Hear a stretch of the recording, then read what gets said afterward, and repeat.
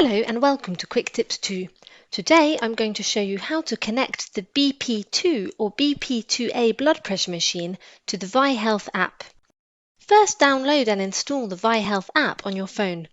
So open Play Store and type Vihealth in the search box. Then tap Install. It will take a few seconds for the app to be installed.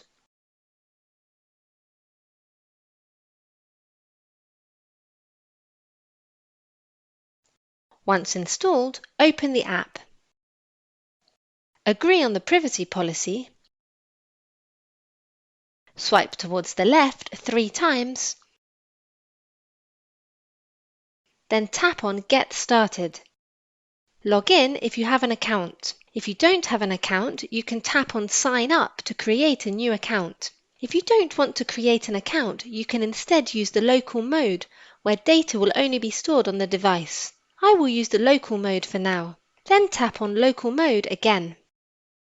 Allow the app to find, connect, and determine the relative position of nearby devices.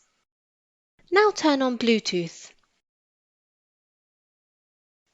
Now turn on your blood pressure machine. My machine has been discovered by the app. Tap on it.